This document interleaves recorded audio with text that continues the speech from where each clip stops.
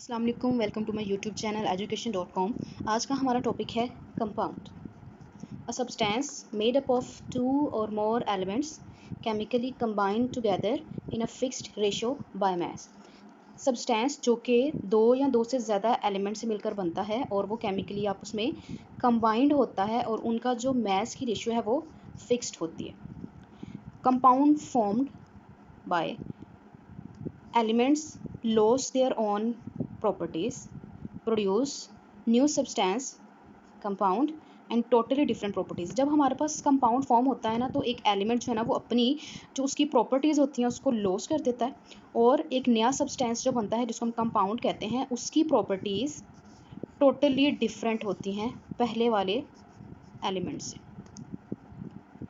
Compounds can not be broken down into its simple elements by physical methods।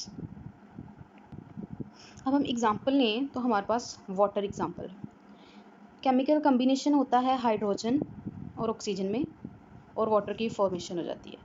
Ratio of 1:8 by mass. उनके mess की ratio कितनी होती है? 1:8 और वो फिक्स्ड होती है हमारे पास।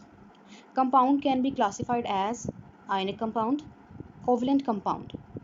आयनिक compound do not exist in independent molecular form. वो इंडिपेंडेंटली एग्जिस्ट नहीं कर सकते मॉलिक्यूलर फॉर्म में। तो ये क्या करते हैं? फॉर्म करते हैं 3D dimensional crystal lattice. Crystal lattice क्या होता है? In which each ion is surrounded by oppositely charged ions. जिसमें हर आयन जो होता है हमारे पास वो ऑपोजिटली चार्ज आयन से सराउंड कर रहा होता है हमारे पास। और जैसे कि हमें पता है कि ऑपोजिटली चार्ज्ड आयंस जो हैं वो आपस में अट्रैक्ट करते हैं एक दूसरे को वेरी स्ट्रॉन्गली। और जो आयनिक कंपाउंड है उसका मेल्टिंग और बॉइलिंग पॉइंट्स इंक्रीज हो जाता है। Compounds represented by formula units. Ionic compound को हम फार्मूला यूनिट्स भी कहते हैं। इसमें एग्जांपल हमारे पास आ जाती है NaCl KBr की।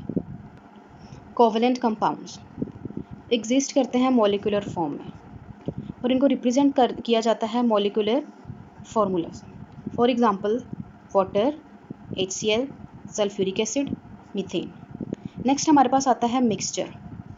When 2 or more elements or compounds mix up physically without any fixed ratio, इसको हम कहते हैं कि वो मिक्सचर है। मतलब जब 2 या 2 से ज़्यादा एलिमेंट्स या कंपाउंड्स को फिजिकली मिक्स किया जाएगा विदाउट एनी फिक्स्ड रेशो, उसको हम क्या कह देंगे कि वो हमारे पास मिक्सचर है।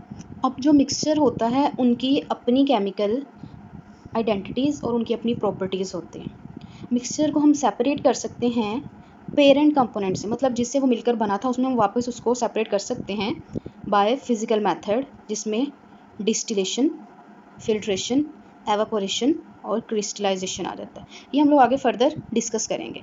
अब हमने मिक्सचर को क्लासीफाई किया है होमोजीनियस मिक्सचर में और हेट्रोजीनियस मिक्सचर में।